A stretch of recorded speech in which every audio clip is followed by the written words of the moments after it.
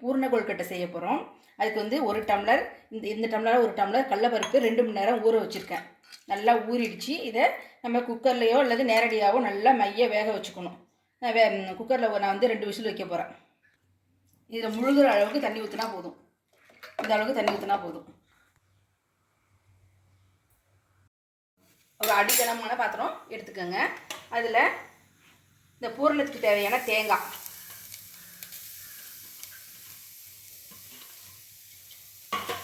அதை லேசாக ஒரு வறுவறுத்துக்கும். அதுதான் சீக்கிரமாக அது கெட்டு போகாது. அதுக்காக லேசாக ஒரு சூடு காட்டின மாதிரி வறுத்துனா போதும்.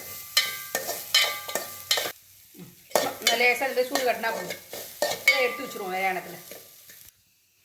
ஒரு டம்ளர் கடலை பருப்புக்கு 2 வெல்லம் எடுத்துருக்கேன். நீங்கள் உங்கள் இனிப்புக்கு தகுந்த மாதிரி எடுத்துக்கோங்க.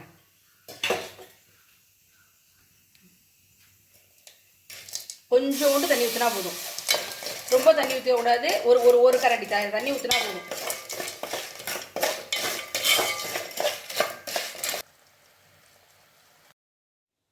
நல்லா வெந்துருச்சு. நல்லா பொசு பொசுன்னு இந்த தண்ணியை அப்படி வடிகட்டிடுவோம்.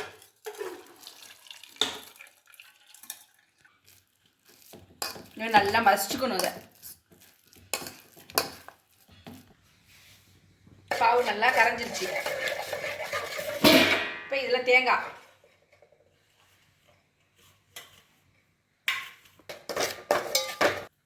மசிச்ச கடலைப்பருப்பு,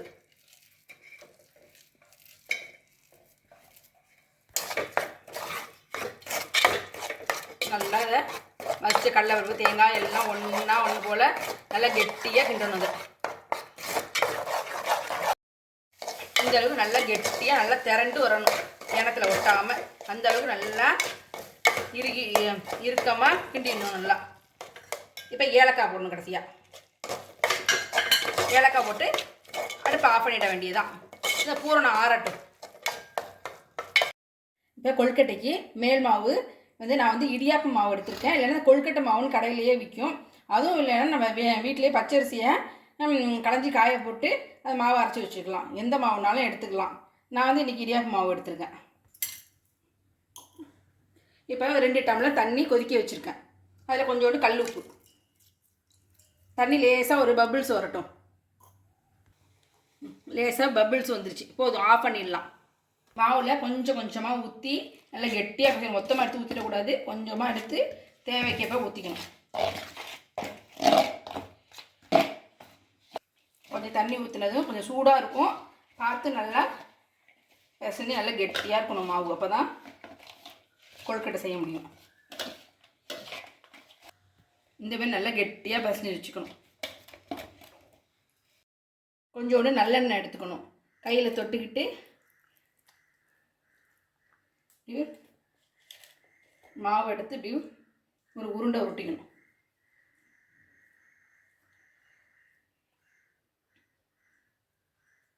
இப்படி அழகாக சொப்பு செய்யணும்.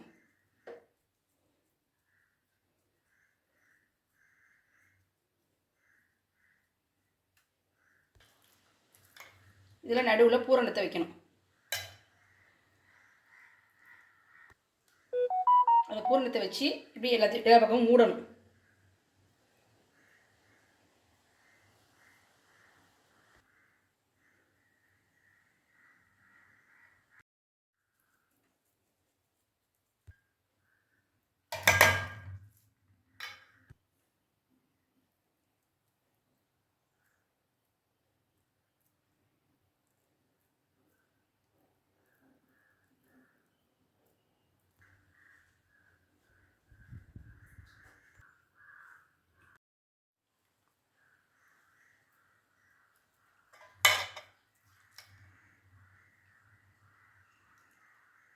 முக்கோணம் மாதிரி செய்ய போகிறேன்.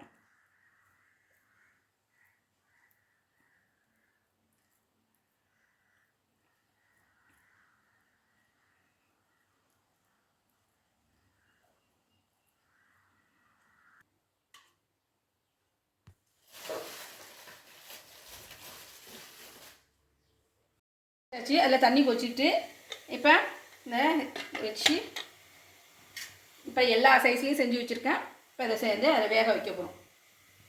ஒன்றா எடுத்து வச்சு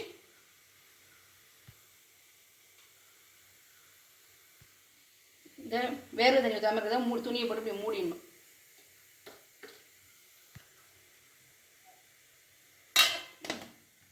மூடி நல்லா 10 நிமிஷம் வேக வைக்கணும். 10 நிமிஷம் ஆயிடுச்சு. இப்படி தொட்டு பார்த்தோம்னா கையில் ஒட்டவே ஒட்டாது. நல்லா வெந்துருச்சு, பளபளன்னு வந்துச்சு பாருங்கள். இப்போ நம்ம எடுத்துடலாம். கொழுக்கட்டை சூப்பராக வந்துருச்சு. நீங்களும் இதுமாரி ஒரு தடவை பூர்ண கொழுக்கட்டை செஞ்சு பாருங்கள், செம்ம டேஸ்ட்டாக இருக்கும். இப்போ வர ஆவணி மாதம் விநாயகர் சதுர்த்தி வரப்போகுது. அதுக்கு நீங்கள் இந்தமாரி ஒரு தடவை பூர்ண கொழுக்கட்டை செஞ்சு பாருங்கள். 2-3 தடவை செஞ்சு பார்த்தீங்கன்னா ஈஸியாக வந்துடும். இப்போயே செஞ்சு பழகிக்கிங்க.